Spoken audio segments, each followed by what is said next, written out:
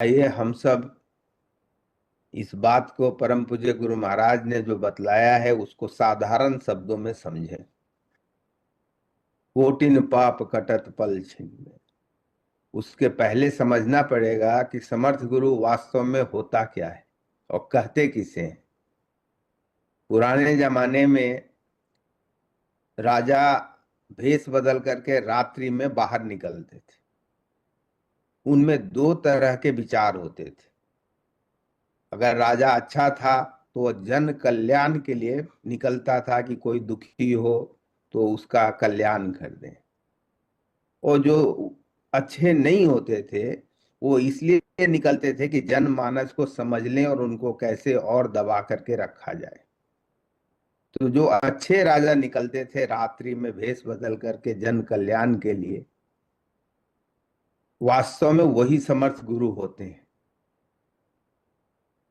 जैसा राजा वैसा ही वह भेष बदल करके उसको पहचानना बहुत ही कठिन होता था, पर सबका कल्याण करके चला जाता था।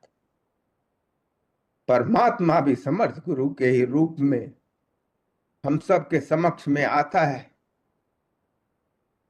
और बिरले ही समझ पाते हैं कि वो साक्षात परमात्मा ही तो है।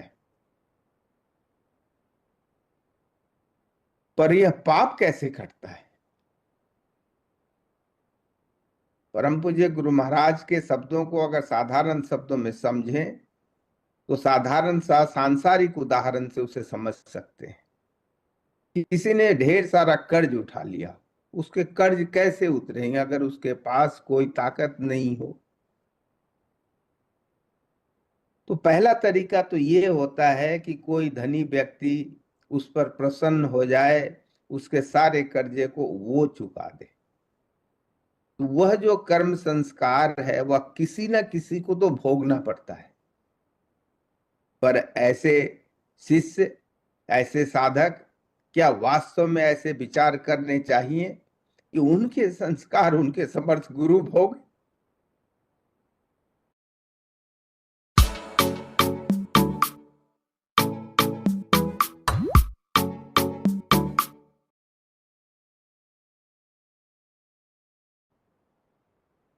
मेरे विचार में यह विचार ही गलत है। दूसरा तरीका यह होता है कि समर्थ गुरु प्रसन्न हो जाए, उन संस्कारों की पोटली बना करके जला दे। पर जलाने के बाद भी उसके अवशेष, उसके धुआं, जिसने कर्म किया है, जिसके संस्कार हैं, उसे वह हल्का सा, उसका तो धुआं तो लगेगा ही, सब अवशेष भी लगेगा ही।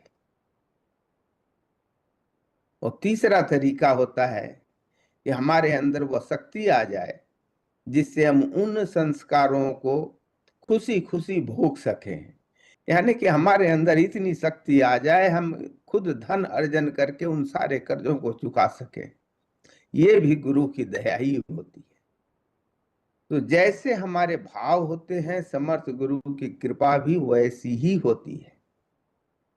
सब पर वर्षा होती है पर सब पर समान रूप से नहीं होती है। जैसे छत के अंदर वर्षा नहीं होगी, कहीं पर कोई और कारण है तो वहां पर वर्षा कम होगी या ज्यादा होगी।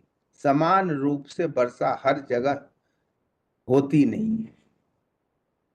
उसी प्रकार हमारे जो भाव होते हैं, अगर हमारे भाव ऐसे हों कि हमारे ऊपर छत ही बन जाए तो निश्चित तौर पर उस कृपा का अनुभव हम उतना नहीं प्राप्त कर सकें। थोड़ी ठंडक तो आएगी पर उस वर्षा में हम भीग नहीं सकेंगे। और इसीलिए बात होती है निर्मल हृदय की। वास्तव में निर्मल हृदय यानी विचारों से, यानी कि इच्छाओं से रहित हो जाना। दूसरा कोई निर्मल हृदय होता नहीं है। जो इच्छाओं से रहित हो जाए वास्तव में वही हृदय निर्मल है। जहां वह गुरु से प्रेम तो करे, गुरु की भक्ति तो करे, पर कोई इच्छा ही न, वास्तव में वैसा ही बिरले उस परमात्मा को समझ पाते हैं, उस समर्थ गुरु में परमात्मा को देख पाते हैं और इसका अनुभव कर पाते हैं। परम पूज्य गुरु महाराज ने इसी के लिए यह साधना प्रदान की है कि हमारे इच्छाएं धीरे धीरे बिना हमारे कष्ट किए, बिना हमारे जाने, हमारे कम होते चले जाएं। और इसीलिए उन्होंने दृष्टा साधन की बात की। उसी साधना को हम सब इस समय करेंगे। अगर कोई नए भाई बहन बैठे हों, नए साधक बैठे हों, तो उनके लिए क्रिया बतला दी जा रही। इस साधन को करने के लिए हम सब पूर्ण श्रद्धा, प्रेम और विश्वास के साथ बैठते हैं कि हम साक्षात परमात्मा के समक्ष बैठे हैं।